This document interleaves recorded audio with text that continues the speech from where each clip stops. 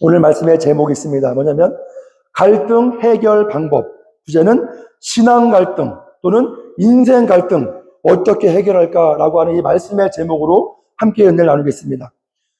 오늘 그 본문을 보면 사도행전 15장 전체인데요. 오늘 본문을 보면 안디옥 교회에서 구원의 조건에 대한 갈등, 논쟁이 일어났습니다.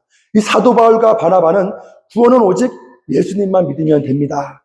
그러나 유대에서 내려온 형제들, 유대에서 내려온 일단의 유대주의자들은 예수님을 믿는 것 이외에도 할례와 율법을 지켜야 합니다. 이렇게 주장했다는 거죠.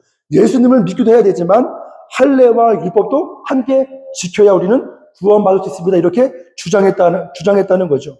이 갈등이 논쟁이 안디옥 교회 내에서 해결이 되지 않아서 어떻게 하기로 했냐면 이 문제를 예루살렘 교회로 가져가서 이 문제를 예루살렘 교회에 있는 사도들과 회의해서 그곳에서 결정하기로 오늘 본문에서 정했다는 거예요. 이제 믿는 그 사람 사이의 갈등, 사도행전 15장 전체를 보면 이 사도 바울과 바나바도 믿는 사람이죠. 사도 바울과 바나바도 믿는 사람이고 유대에서 온 그 유대주의자들, 그 유대인들도 예수님을 구원자로 믿는 사람들이다. 성경이 이렇게 설명하고 있습니다. 구체적으로 이 유대에서 온 이 유대주의자들은 이 누구인가? 이 성경 주석가들은 이들의 무리를 어떻게 설명하는가 하면 케린투스와 그의 추종자들이다라고 설명하기도 합니다. 그러면 이 케린투스는 사람 이름인데요. 케린투스는 누구인가? 1세기 초대교회 사람으로 이 케린투스가 주장하는 것은 무엇이었냐면 예수님은 신이 아니다. 예수님은 우리와 같이 평범한 사람이었다. 그런데 이 예수님이 하나님의 성령 세례, 이 성령의 충만함을 받고 신적인 능력이 나타나서 신적인 능력과 기적을 행사한 사람이다. 하나님의 성령이 임해서 능력과 기적을 행사한 사람이지 이 예수님은 처음부터 신이 아니었다라고 주장했던 사람이 바로 이 케린투스라는 사람이에요. 근데 그는 1세기 이제 초대 교회에서 나중에 이단으로 규정이 됐다는 거죠. 이 전승에 따르면 이 케린투스라는 이 사람은 우리가 알고 있는 게 사도 요한, 그 요한복음의 저자인 이 사도 요한과 큰 갈등을 그 초대교회 1세기 때 겪었다고 합니다. 이 전해지는 이야기 중에서 한 가지 그 에피소드를 소개하면 이 사도 요한이 에베소 지역에서 케린투스가 그 목욕탕에 있는 것을 보고 이게 지금 제 그 PPT에 있는 것이 바로 그 공중 목욕탕이에요. 그 에베소에 있는 그때 상황인데 케린투스가 사도 요한이 에베소에서 케린투스를 만났어요. 근데 공중 목욕탕에서 케린투스가 그 안에 있는 것을 보고 어떻게 얘기했냐면 우리 빨리 도망가자. 왜냐면 저 복음을 오염시키는 자를 빨리 피하자. 진리의 원수인 케린투스 때문에 목욕탕이 물릴 수 있다고 말한 후에 급히 그곳을 떠났다는 일화가 전해집니다. 이와 같이 사도 요한은 케린투스의 그 이단 사상을 반박하기 위해서 또는 이 요한복음도 작성했다고 전해지기도 한다는 거죠. 왜냐하면 케린투스는 이렇게 얘기하죠. 예수님은 신이 아닙니다. 사람이었습니다. 하지만 하나님의 능력을 임해서 하나님의 능력을 행한 자일 뿐이었습니다. 하지만 사도 요한은 그 사람에 반박해서 아니다. 예수님은 신입니다. 그리고 예수님은 또한 하나님이기도 하십니다. 이렇게 그 반박하기 위해서 사도 요한이 요한복음을 작성했다라고 하는 이렇게 해석하는 사람들이 있다는 거예요.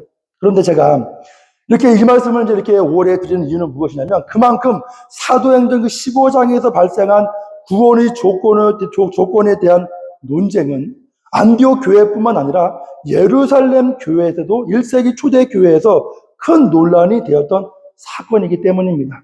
다시 이제 본문으로 와서 이 논쟁의 핵심에는 무엇인가? 예수님을 구원자, 메시아로 두 그룹 모두 믿었어요. 두 그룹 모두 예수님은 구원자입니다. 메시아입니다. 믿었다는 거예요. 그런데 왜 동일하게 예수님을 믿는다고 주장하는 사람들이 서로 다른 종류의 믿음을 가지고 있을까? 사도 바울과 바나바 한쪽에서는 예수님이면 구원으로 충분하다. 예수님 한 분이면 구원은 충분합니다. 또 다른 쪽은 아닙니다. 예수님도 믿어야 하지만 할례와 율법도 지켜야 합니다. 이렇게 두 그룹으로 안디옥 교회가 예루살렘 교회가 이렇게 그런 분위기로 나뉘었다는 거예요. 왜 예수님을 믿는다고 하는 이 사람들이 이런 믿음의 차이가 왜 생겼을까요? 이 갈등의 본질은 한마디로 이렇게 얘기할 수 있어요. 서로 다른 믿음이긴 하지만 서로 다른 믿음의 깊이, 서로 다른 믿음의 경험 때문이다. 이렇게 한마디로 요약할 수 있다는 거죠. 이제 그 하버드 대학교 아시죠? 하버드 그 로스쿨에 보면은 협상 프로그램이라는 것이 있어요. 하버드 로스쿨에 그 협상 프로그램이라는 것이 있어요. 거기에는 5가지 갈등 해결 전략을 소개한 그 부분이 있습니다.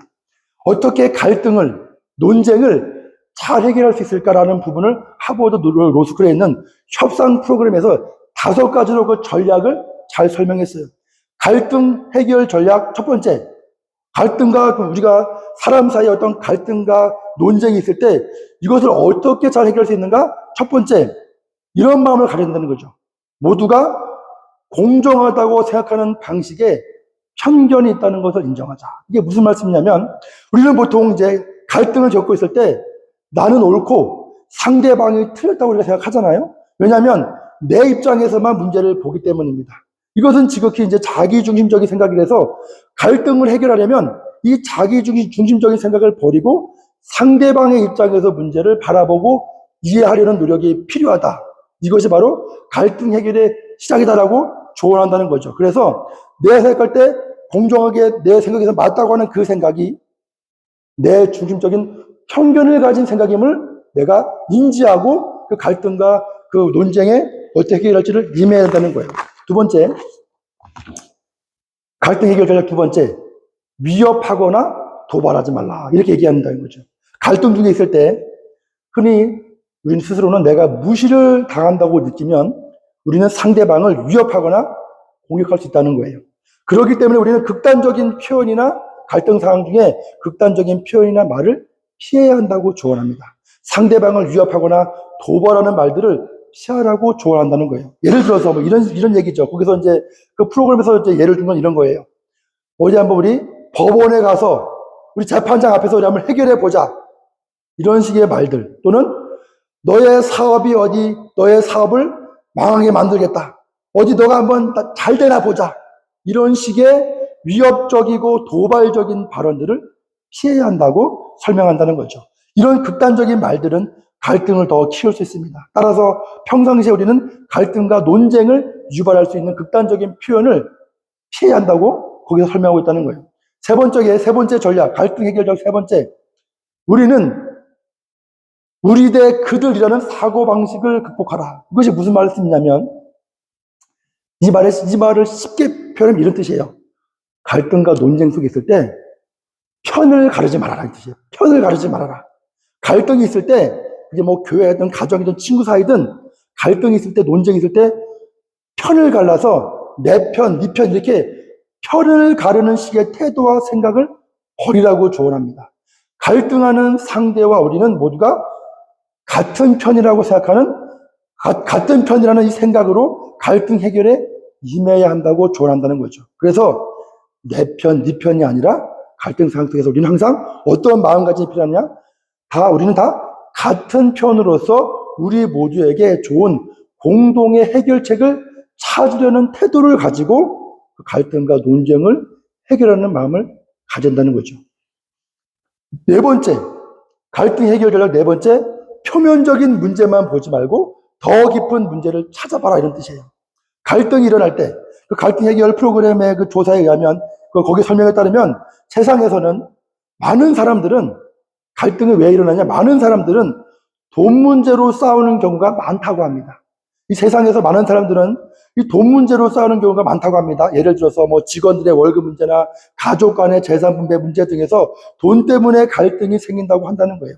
하지만 거기서 이렇게 얘기해요. 하지만 이 돈 문제 이면에는 사실 더 깊은 또 다른 이유가 있을 수 있음을 알아야 한다고 조언한다는 거예요. 예를 들어서 상대방이 나를 존중하지 않아서 기분이 상했거나 내 의견이 무시당했다고 느껴서 이 갈등이 시작될 수 있다는 거죠. 겉으로는 돈 때문에 싸우는 것 같지만 그걸 잘 들여다보면은 단순히 돈 문제가 아니라 그 밑바닥에는 내가 무시당했던 어떤 그 감정이 상해서 이 갈등이 촉발되었을 수 있다는 거예요. 따라서 갈등을 해결하려면 겉으로 드러난 문제만 집중하지 말고 서로의 속마음을 듣고 표면에 드러난 문제 아래 숨겨진 깊은 문제를 볼 수 있는 안목이 있어야 한다고 조언한다는 거예요. 마지막 다섯 번째, 갈등 해결 전략. 중요한 문제와 덜 중요한 문제를 구분하자. 이것은 설명하지 않아도 쉽게 그대로 이해할 수 있기 때문에 제가 추가 설명하지 않겠습니다. 이것은 이제 세상에서 갈등과 논쟁을 해결하기 위한 세상적인 전략과 방법인데, 제가 이 갈등 해결 전략 다섯 가지를 이렇게 말씀드린 이유는 무엇인가 하면, 세상에서 사용하는 갈등 해결 전략이 오늘 본문에 나타난 갈등, 논쟁, 해결 방법을 잘 요약해서 설명하고 있기에 제가 연결지어서 말씀을 나누겠습니다. 여기서 우리가 먼저 알아야 할 것이 있습니다. 그것이 무엇이냐면, 믿음이 무엇인가. 우리가 이 개념을 정확히 알고 있어야 돼요. 우리가 신앙생활 할 때 믿음이 무엇인지를 우리가 알고 신앙생활을 해야 됩니다. 믿음이란 무엇인가? 우리가 다 알죠. 믿음이란 우리가 마음속으로 어떤 것을 믿는 마음을 가지는 것을 믿음이라고 하죠. 그래서 내가 믿습니다. 이게 믿음이잖아요. 쉽게. 그런데 이 믿음이 쉽게 되는가? 내가 믿습니다라고 했을 때 과연 이 믿음이 쉽게 되는가? 예를 들어서 우리가 예수님을 구원자로 믿는다고 말할 수 있습니다. 내가 예수님을 구원자로 말할 수 있습니다. 구원자라고 믿는다고 말할 수 있지만, 그 믿음이 우리 마음속에 진짜로 뿌리 내리는 건 쉽지 않다는 거예요. 내가 입으로는 고백합니다. 하지만 진짜 이 믿음이 내 마음속 깊이 뼛속까지 뿌리 내리는 건 쉽지 않다는 거죠. 우리는 때때로 예수님을 믿고 싶지만 믿어지지 않을 때가 있다는 거예요. 믿고 싶고 믿는다고 고백하지만 정작 내 모습을 보면 믿어지지가 않는다는 거죠. 우리 스스로 믿음을 만들 수 없는 상황이 있다는 거예요. 나는 믿는다고 말하지만 내 속에 믿음이 없는 상태가 있다. 제가 쉽게 다시 표현하면, 마가복음 9장에 보면 한 아버지가 귀신 들린 아들을 고치기 위해서 예수님께 왔습니다. 그 아버지는 예수님을 믿기 때문에 자기 아들을 고치기 위해서 예수님에게 온 거예요. 믿기 때문에 데리고 온 거예요. 그런데 여기서 아버지가 예수님 앞에서 이런 말을 합니다. 오늘 여기 좀 나왔지만, 아버지가 분명히 믿기 때문에 예수님께 나왔는데 이런 말을 해요. 예수님, 저는 믿습니다. 하지만 믿음이 없습니다. 믿음 없음을 도와주세요. 이렇게 얘기한다는 거예요. 예수님, 저는 믿습니다. 그래서 제 아들 데리고 왔습니다. 믿습니다. 그런데 믿음이 없습니다. 믿음 없는 것을 도와주세요. 이렇게 얘기한다는 거죠. 믿음이 있다고 얘기는 또 믿음이 없다는 거예요. 이게 무슨 말씀인가 하면, 아버지에게는, 귀신 들린 아들의 아버지에게는 믿음이 있었다고 생각했습니다. 스스로는 그 아버지가 나는 믿음이 있다고 생각했습니다. 하지만 예수님 앞에 서니 내가 믿음이 없다는 것을 깨달았다는 거예요. 그러면서 그 아버지가 믿음을 달라고 예수님께 구합니다. 이것이 중요해요. 이것이 중요하다는 거죠. 우리에게 필요한 것은 내 자신은 온전한 믿음을 내 스스로 만들 수 없기 때문에 믿음을 하나님께 달라고 구해야 한다는 거죠. 우리는 내가 만든 믿음이 아니라 하나님께 구해서 받은 믿음을 가져야 한다. 이것이 중요한 거예요. 내가 만든 믿음이 아니라 하나님께 구해서 받은 믿음을 가져야 한다. 어떤 분은 그럽니다. 저는 믿음이 있습니다. 저는 잘 믿어지는데요. 하는 분들도 있어요. 그 믿음은 하나님이 허락하셔서 갖게 된 믿음이지 내 스스로 만든 믿음이 아니라는 거예요. 사실 우리가 이게 왜 중요하냐면, 우리는 영적으로 전적으로 타락한 상태에 있기 때문에 우리 안에는 스스로 구원을 위한 믿음을 만들어낼 능력이 없다는 거예요. 내 스스로는 믿음을 만들어낼 능력이 없다. 왜냐, 우리는 전적으로 처음부터 타락한 상태이기 때문에 내 속에는 믿음을 만들 수가 없다는 거예요. 제가 이 설명을 드리는 이유는, 믿음은 내가 만들 수 있는 것이 아니라 믿음은 하나님에게 믿음을 달라고 구해야 믿음이 생긴다. 이 기본 원리를 분명히 알지 못하시면 신앙생활 하는데 여러 가지 혼란이 생긴다는 거예요. 결국 우리가 하나님을 믿을 수 있는 것도 하나님이 믿음을 주셔서 가능한 일이라는 겁니다. 이제 오늘 본문의 갈등 논쟁으로 들어가서, 이 문제도 마찬가지입니다. 사도 바울은 오직 예수님만 믿으면 구원받는다고 그들은 믿었어요. 사도 바울과 바나바는 예수님만 믿으면 나는 구원받습니다. 이걸 믿었습니다.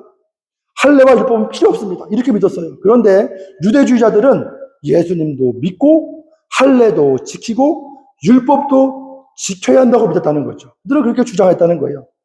이 믿음의 차이를 영적으로 분별할 수 있는 영적 통찰력이 있어야 된다는 거죠.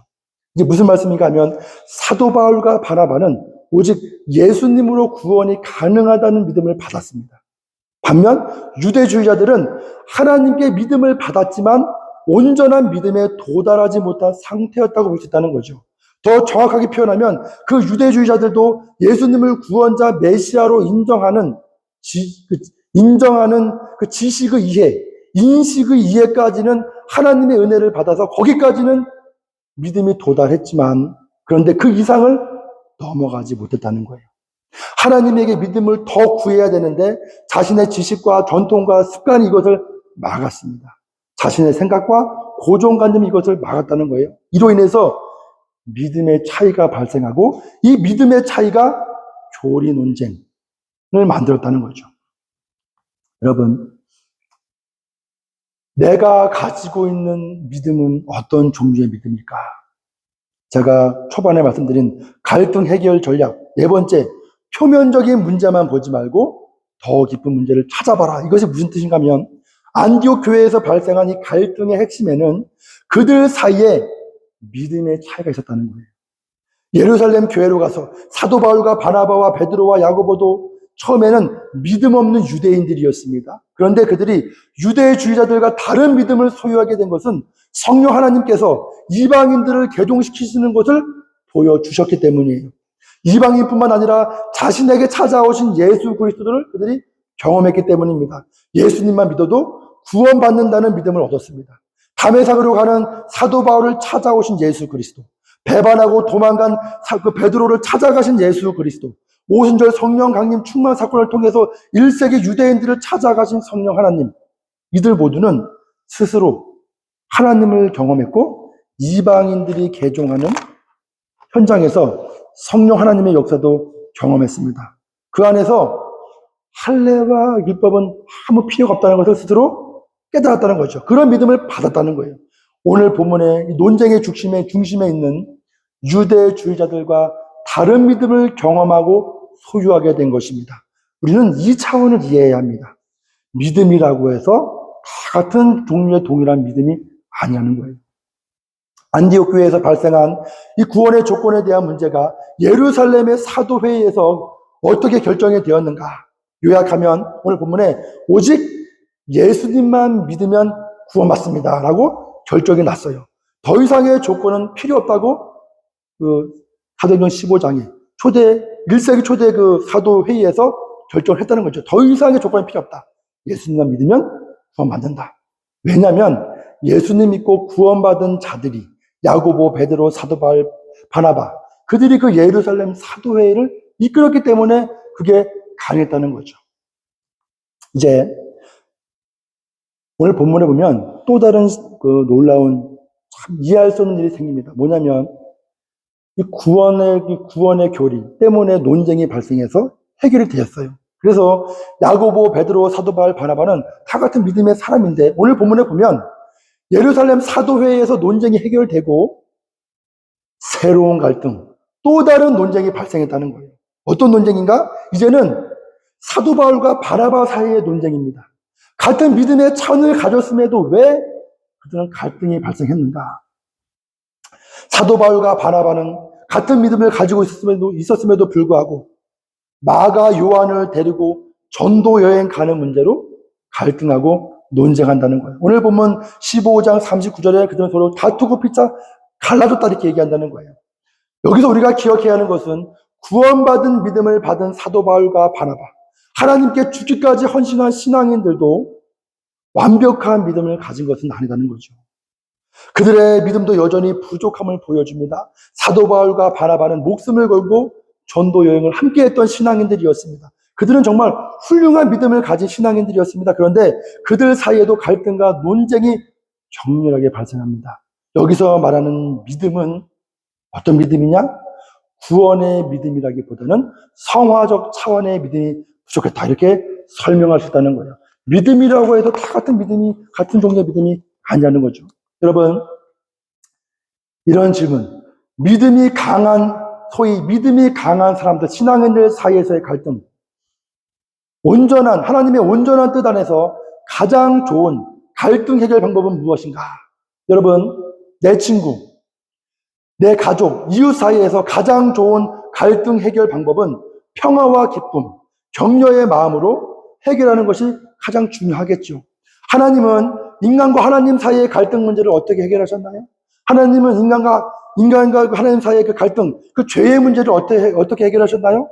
평화의 왕 예수님을 보내주셨습니다. 아무 죄 없으신 하나님의 아들 예수께서 십자가의 돌아가심을 통해서 갈등을 해결하십니다. 상대방에게 죄짐을 지우는 것이 아니라, 상대방에게 모든 책임을 지우는 것이 아니라 하나님은 그 짐을 내가 지고 간다는 거죠.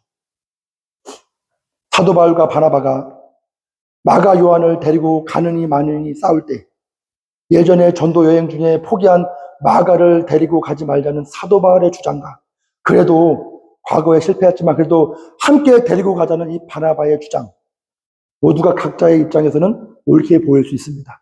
누가 더 낫다고 할 수도 없어요. 그러나 각자가 내 입장을 끝까지 고수해서는 문제를 해결할 수 없습니다. 내 주장에는 내 생각의 편견이 있기 때문입니다. 아까 제가 초반에 말씀드렸죠. 갈등 해결 전략 1번, 모두가 공정하다고 생각하는 방식에 편견이 있다는 것을 인정하자. 여러분, 하나님께서 하나님과 인간 사이의 죄 문제, 이 갈등 해결 방법에서 인간이 해결할 수 없는 것을 아시고 하나님이 모든 짐을 다 지십니다. 내 입장만큼 중요한 것은 상대방의 입장도 충분히 배려해 주는 것이라는 거죠. 그리고 여기서 더 중요한 것은 뭐냐면, 이 사도 바울과 바나바는 마가 요한을 데려가지 않아도 하나님이 함께 하심이 가장 중요하다는 믿음까지는 성장했어야 했습니다. 이 전도 여행에서 가장 중요한 것은 마가 요한을 데리고 가는 것이 바나바의 생각에서는 큰 도움이 될 수 있습니다. 또한 이 사도 바울의 생각에서는 마가 요한을 데리고 가는 것이 나는 전도에 방해가 된다고 생각할 수 있습니다. 그런데 여기서 우리가 놓치지 말아야 하는 것은 무엇이냐?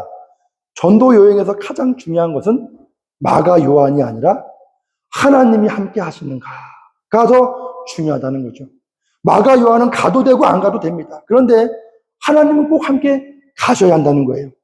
본질을 놓치면 안 됩니다. 본질을 놓치면 그때부터 갈등이 더 크게 발생한다는 거예요. 그 믿음을 사도 바울이 가졌다면 마가 요한보다 중요한 것 하나님이 함께 하시는 거지.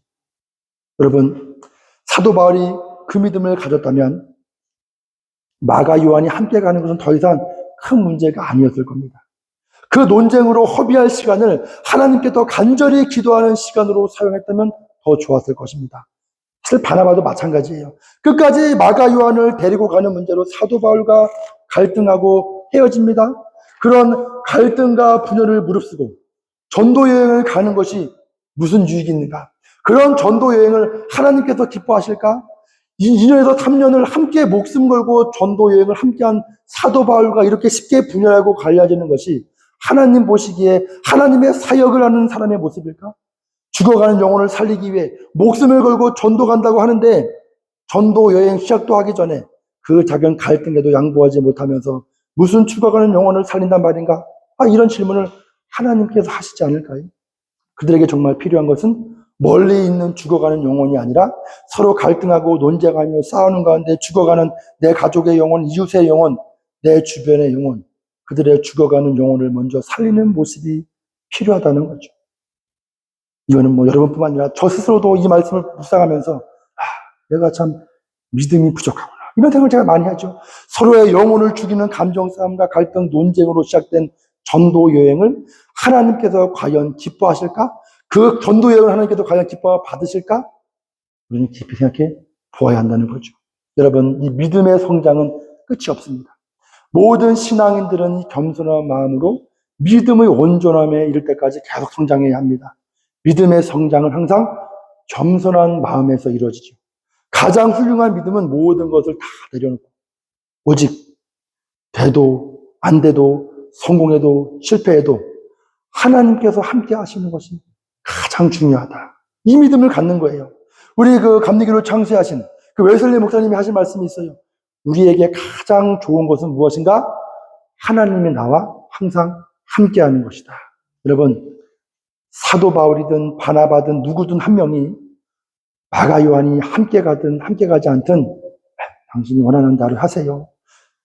더 중요한 것은 하나님이 함께 가시면 그 전도여행은 성공한 것이요. 마가 요한이 함께 가도 하나님이 함께 가지 않으면 그 전도여행은 실패한 것입니다.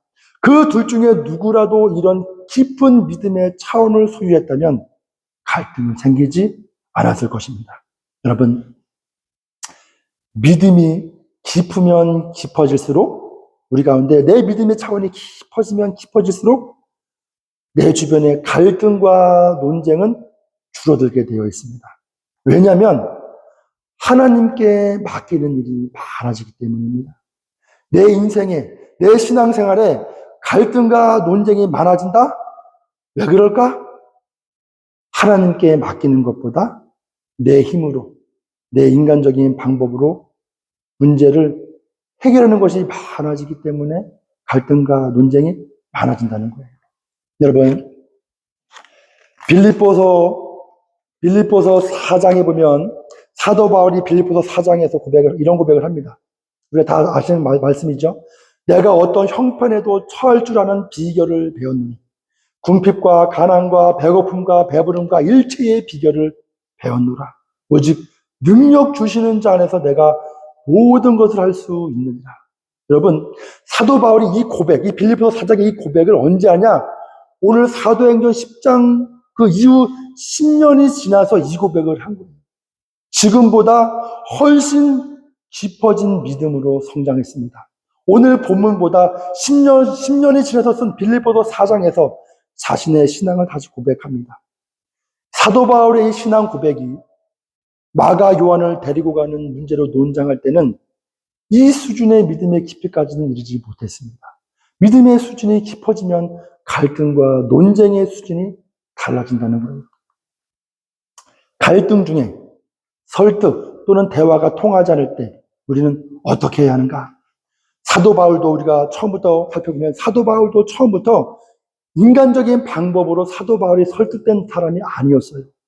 본문에 나오는 유대주의자들도 사도 바울도 처음에는 예수님의 구원자이심을 부정하고 그리스도인들을 박해하던 사람이었습니다. 그러나 하나님께서 그 생각을 바꾸어 주셨습니다. 따라서 인간적인 설득이 통하지 않을 때 필요한 것은 하나님께서 그들을 설득해 주시기를 기도해야 한다는 거죠. 사도 바울을 아무도 설득하지 못했어요. 담의 도상에서 사도 바울을 찾아가신 예수 그리스도가 그리스도인을 죽이겠다고 찾아가는 그 사도 바울의 발걸음을 멈춰 세우셔서 사도 바울아 그만해라. 너가 지금 왜 나를 자꾸 죽이려고 하느냐? 사도 바울이 하나님의 말씀을 듣고 중단했다는 거예요. 여러분, 사람의 말로 설득되는 차원과 영적인 차원의 설득이 있음을 우리는 알아야 합니다. 우리는 인간적인 방법으로 설득될 수 없을 때 하나님께 설득해달라고 기도해야 합니다. 기도는 하나님의 영적 차원의 설득을 요청하는 거예요. 상대방이 설득되지 않을 때 상대방을 설득해 주시든 나를 설득해 주세요. 또는 내가 더 기다릴 수 있는 인내를 주세요. 인간적인 차원을 넘어서는 상황은 영적 차원의 상황으로 우리는 나아가야 합니다. 하나님의 뜻대로 설득하셔서 하나님의 길로 인도해달라고 우리는 기도해야 합니다. 설득의 대상은 상대방뿐만 아니라 내 자신도 때로는 설득을 당해야 될 때가 있다는 겁니다. 우리는 하지만 모르죠. 누가 설득이 돼야 되는지를. 그래서 우리는 하나님께 기도할 수밖에 없어요. 왜냐면 내 판단은 항상 내 생각하기에 옳다고 정당하다고 하는 그 생각에는 항상 편견이 가지고 있음을 우리가 인정하자. 얘기하잖아요. 여러분, 이제 갈등에서 중요한 것이 있습니다. 갈등을 해결하는 데 있어서 중요한 것이 무엇이냐? 갈등을 해결하는 데 있어서 이 사람의 감정이 개입되면 본질이 흐려질 수 있다는 거예요. 본문 3절에 보면 사도 바울과 바나바는 이 지도에 보시죠?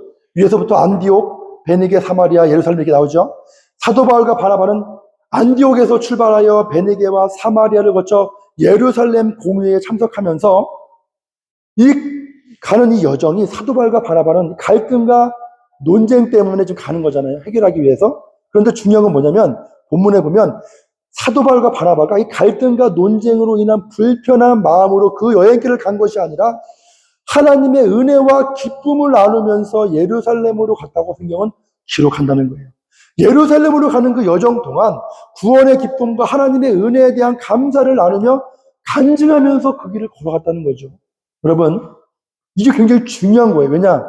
갈등 해결에서 중요한 것은 승패가 아니라 하나님의 은혜의 기쁨을 빼앗기지 않는 것입니다.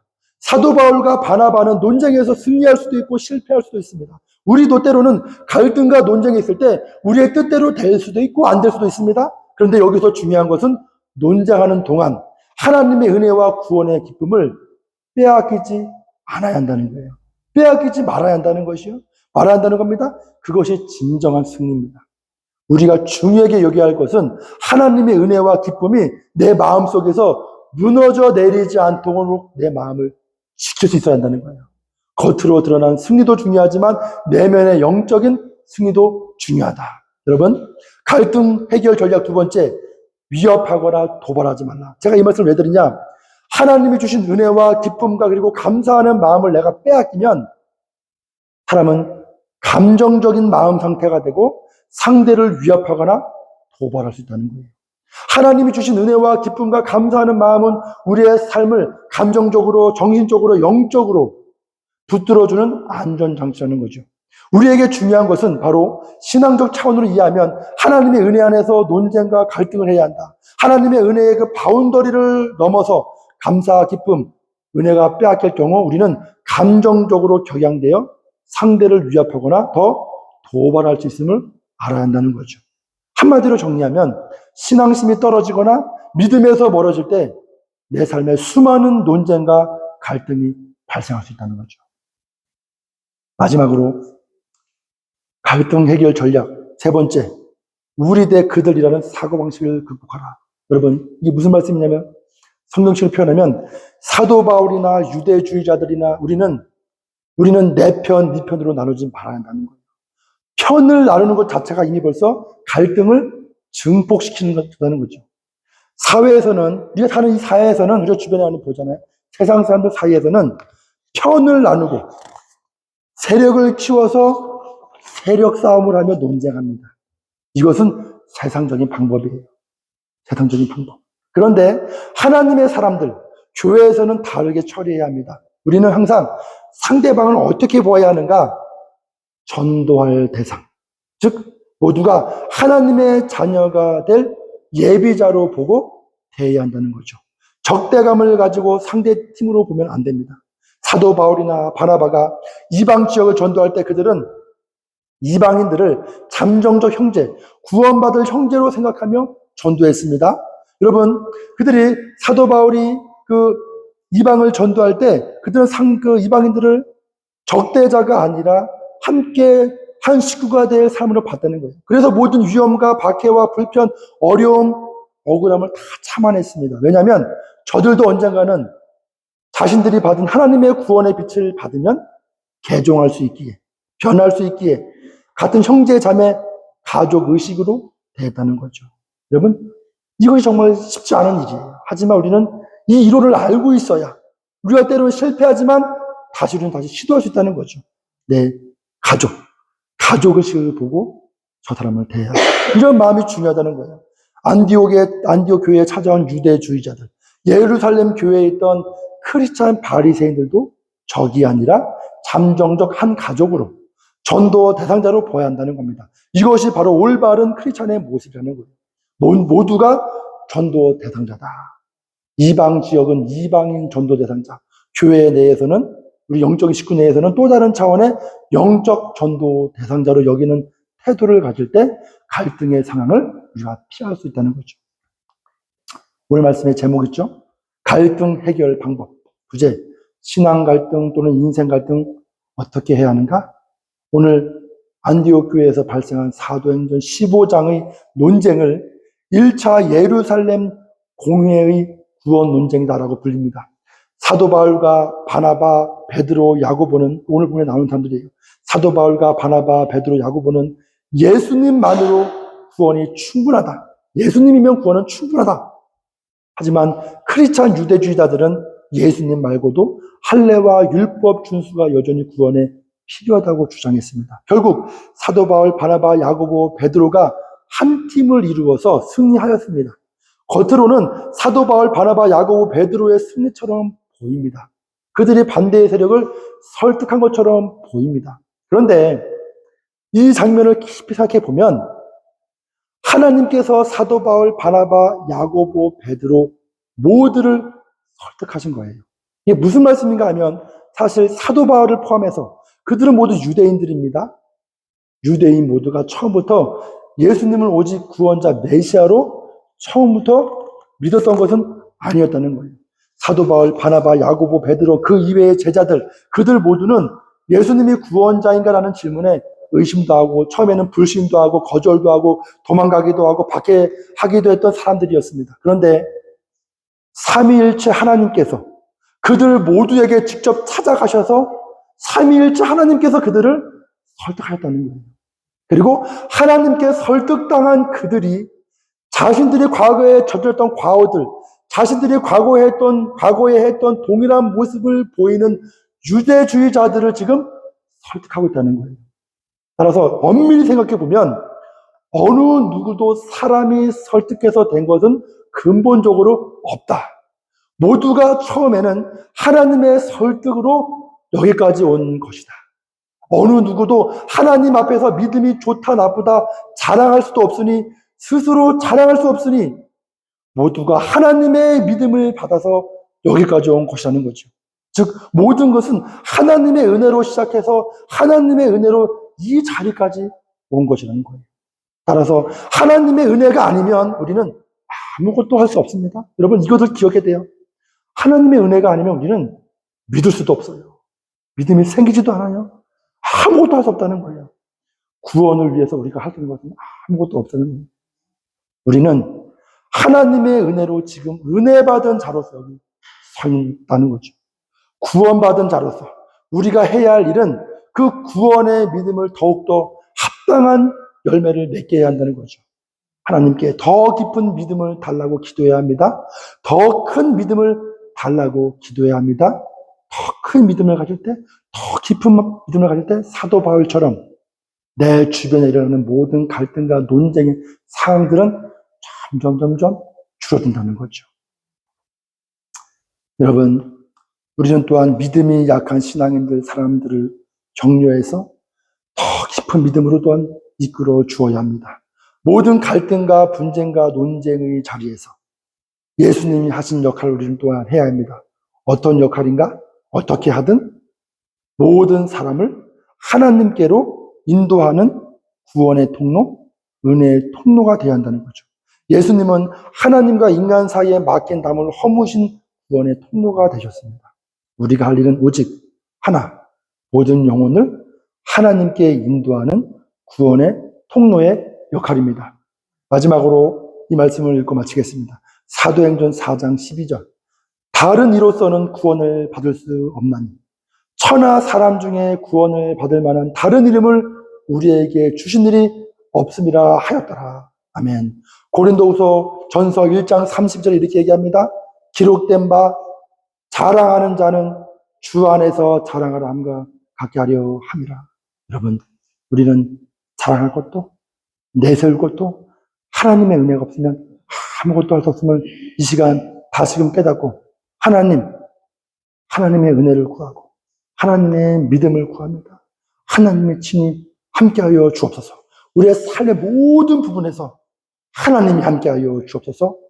이 기도를 매일같이 하는 우리 모두가 되시기를 간절히 소원합니다.